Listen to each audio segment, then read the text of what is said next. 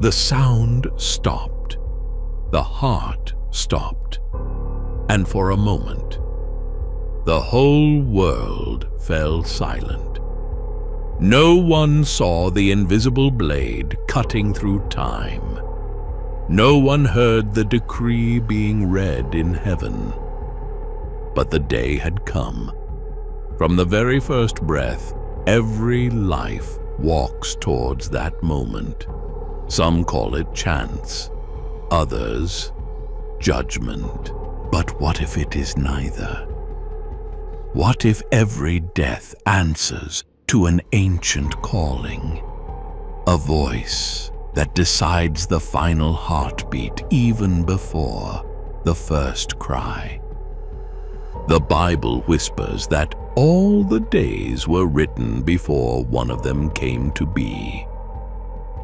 Then who writes the end? When the beginning has not yet begun.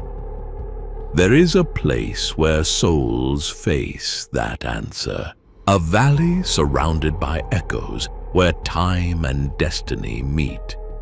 There, every life is confronted by the weight of what was written, and only those who understand find the valley of redemption.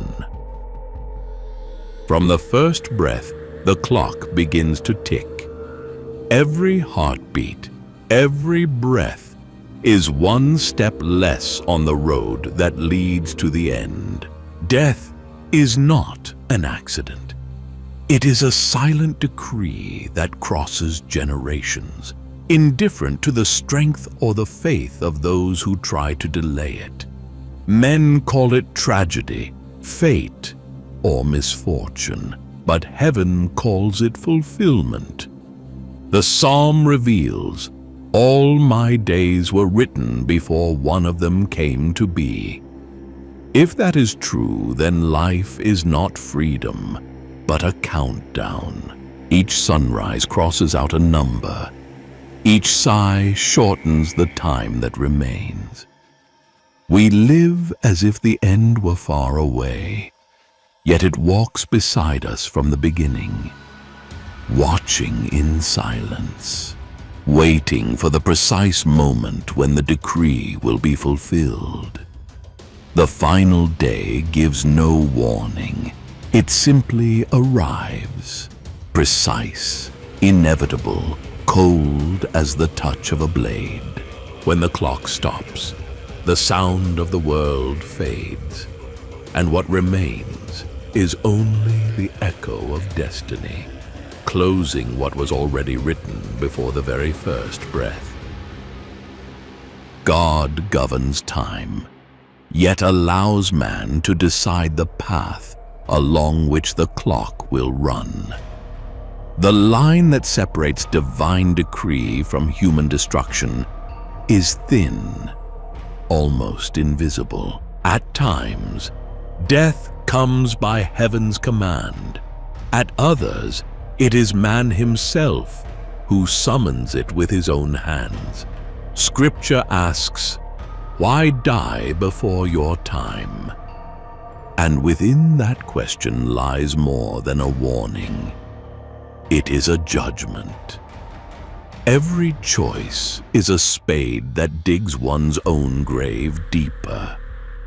Vice, hatred, greed, violence are slow forms of spiritual suicide, the fruit of a freedom that forgot who granted the breath. God may determine the end, yet he may also allow man to hasten it. Some deaths fulfill a purpose, while others reveal the cost of rebellion. When blood is shed by choice and not by destiny, heaven simply watches, silent yet aware. Time is both gift and sentence. The same God who writes the days allows man to tear out entire pages. And when the final verse is erased by one's own hand, death does not arrive.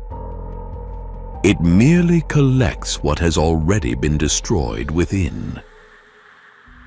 There are lives that do not end from where, but from fulfillment. When the mission is complete, time obeys.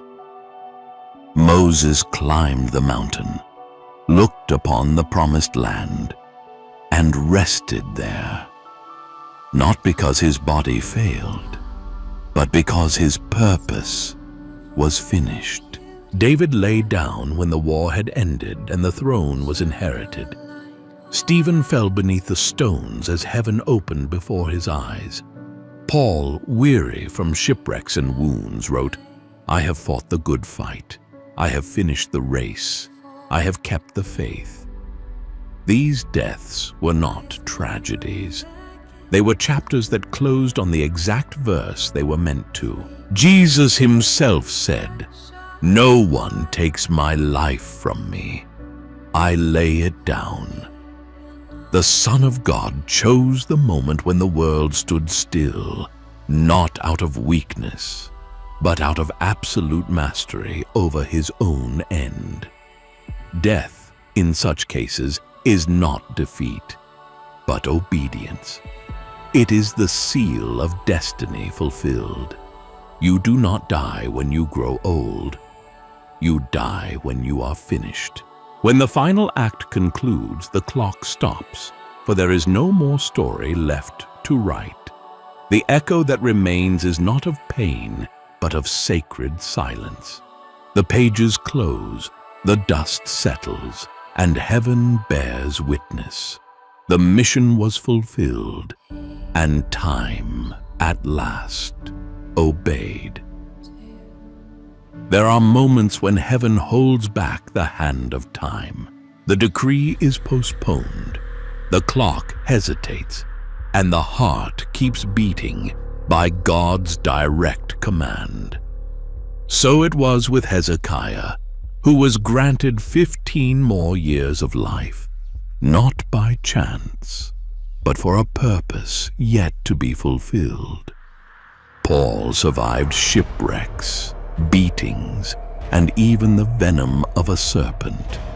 None of these moments claimed his life, for the calling still required his voice. The end does not come when danger arrives, but when the mission is complete. Many call it luck, others coincidence. But chance does not interfere with what heaven has decided. If someone remains alive after the impossible, it is because something still needs to be done. Prolonged life is a sign of unfinished purpose, and every extra second is a debt before the eternal. Extra time is not cheap mercy. It is a spiritual charge, a silent reminder that the clock will start again, and next time it will not stop. There are deaths that do not wait for their natural time. They are immediate judgments, divine seals engraved upon flesh. Ananias and Sapphira fell the very moment they lied before the Spirit. Nadab and Abihu were consumed by the fire they dared to offer without command.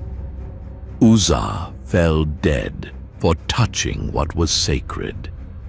In each of them, the sentence was pronounced without warning. Time ended because disobedience crossed the line.